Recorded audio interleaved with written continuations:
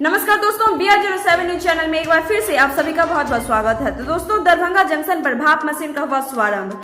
जी हां दोस्तों, सांसद गोपाल जी ठाकुर ने मंगलवार को दरभंगा जंक्शन के प्लेटफॉर्म संख्या 1 पर वेपोराइजिंग सिस्टम यानी कि भाप मशीन का शुभारंभ किया। इसके बाद उन्होंने रेल विकास परियोजनाओं को लेकर समीक्षा बैठक भी की।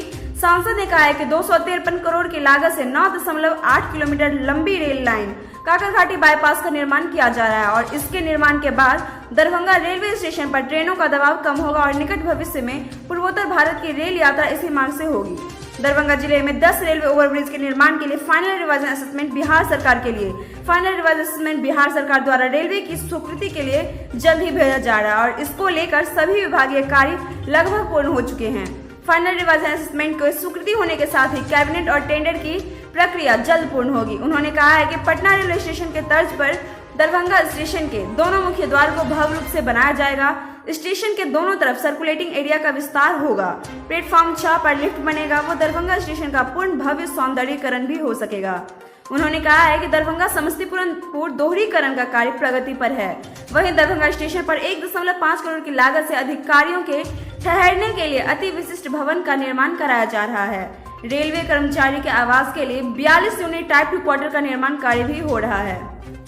साथ ही जल्द ही दरभंगा स्टेशन पूरी तरह संस्कृत विश्वविद्यालय के स्वरूप में दिखने लगेगा। उन्होंने प्लेटफॉर्म संख्या 6 पर एक्सेलरेटर निर्माण के लिए भी अधिकारियों को निर्देशित किया। सांसद ने कहा है कि लहरियासराय स्टेशन पर जल्द ही 2 FOB एवं 1 लो कॉस्ट ओवरब्रिज का निर्माण कार्य शुरू होगा। स्टेशन परिसर में अप्रोच रोड और सर्कुलेटिंग एरिया का भी विकास होगा।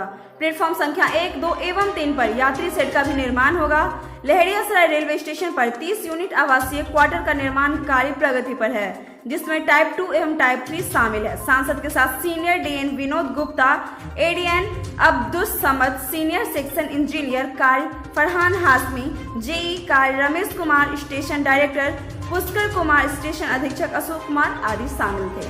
तो दोस्तों, इसी के साथ हम लेंगे आपसे विदा। आपको हमारा वीडियो कैसा लगा कमेंट करके जरूर बताएं। साथ ही लाइक शेयर सब्सक्राइब जरूर करें, प्रेस करें बेल आइकन ताकि हमारा अपडेट सबसे पहले पहुंचे आपके पास। तब तक के लिए घर पे रहें, स्वस्थ रहें, सुरक्षित रहें। शुक्रिया दोस्तों।